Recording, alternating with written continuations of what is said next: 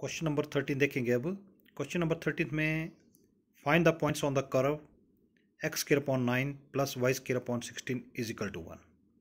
Equation of the curve आपके पास दी है और इस पे आपने वो पॉइंट्स निकालने at which the tangents are parallel to x axis. जिन पॉइंट्स पे टेंजेंट टू द कर्व जो है पैरेलल टू एक्स एक्सिस होंगे फर्स्ट पार्ट में, वो पॉइंट्स निकालेंगे और सेकंड पार्ट्स में आपने वो पॉइंट निकालने हैं जिन पे टेंजेंट टू द कर्व जो है वो पैरेलल टू वाई एक्सिस होगा। सो प्यारे बच्चों, अब हम इसका सॉल्यूशन देखेंगे। तो equation of the given curve आपने लिख ली x square upon 9 plus y square upon 16 is equal to 1। आप इक्वेशन 1 को डिफ्रेंशिएट करेंगे विद रिस्पेक्ट टू एक्स। जैसा कि आप जानते हैं 1/9 आपके पास कांस्टेंट है, ये डेरिवेटिव से बाहर आ गया।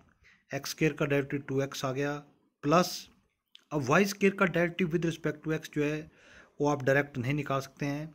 इस तरह के हमने बहुत सारे क्वेश्चन जो हैं डिफरेंशिएशन में किए थे। तो वाई स्क्वायर का डेरिवेटिव पहले विद रिस्पेक्ट टू वाई निकाला तो 2y/16 आ गया आपके पास, इनटू अब वाई का derivative with respect to x dy/dx आ गया और 1 आपके पास कांस्टेंट टर्म है, कांस्टेंट टर्म का डेरिवेटिव 0।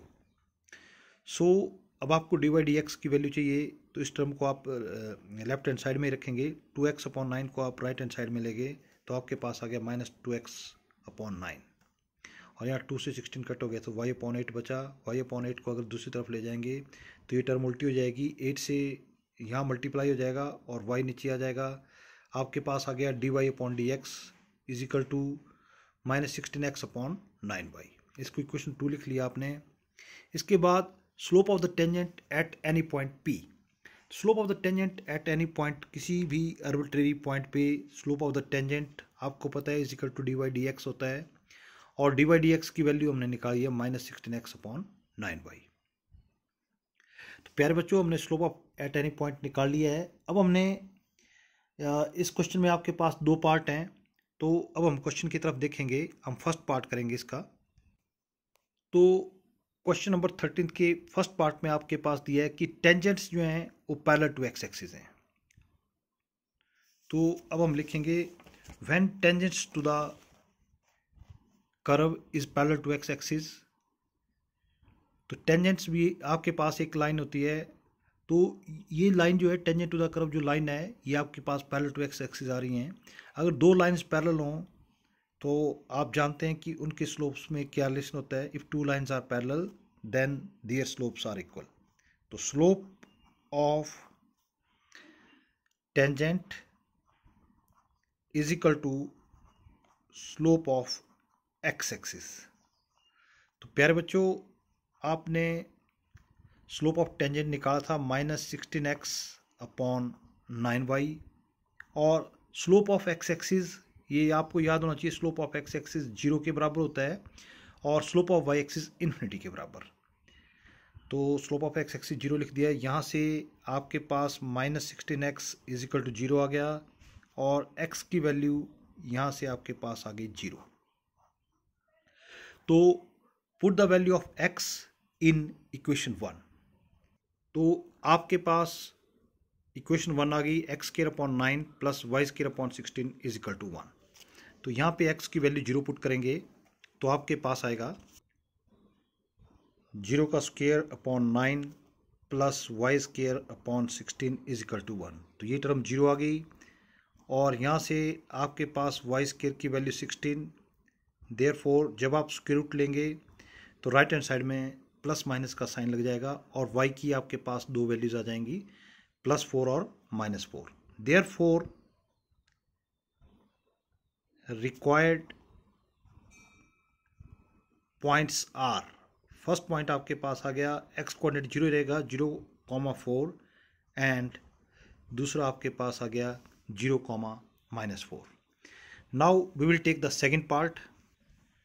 सेकंड पार्ट में आपके पास दिया है when tangents to the curve is parallel to y axis. तो this implies slope of tangent आपके पास इस केस में स्लोप ऑफ वाई एक्सिस के बराबर आना चाहिए और स्लोप ऑफ टेंजेंट आपके पास है -16x/9y is equal to slope of y axis. जैसा कि आपको पता है slope of y axis infinity होता है। तो जब आप taking reciprocal on both sides, अगर आप दोनों तरफ रेसिप्रोकल लेंगे तो 9y लेफ्ट हैंड साइड में इसका रेसिप्रोकल आ जाएगा 9y upon -16x is equal to infinity का रेसिप्रोकल आ जाएगा 1 अपॉन इन्फिनिटी। तो इन्फिनिटी से किसी भी टर्म को डिवाइड करेंगे उसकी वैल्यू 0 आ जाएगी।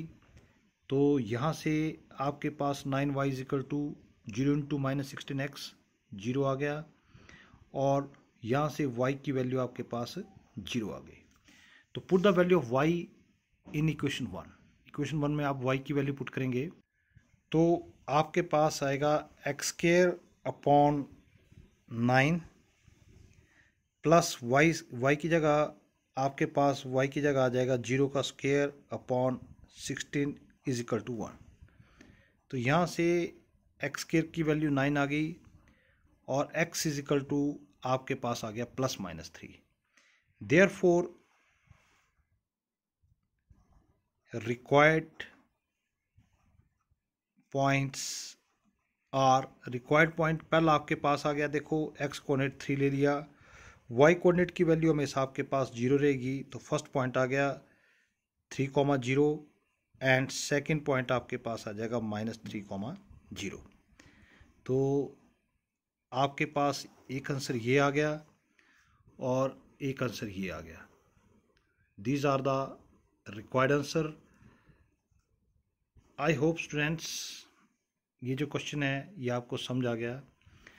सो we will take the next question. Thank you.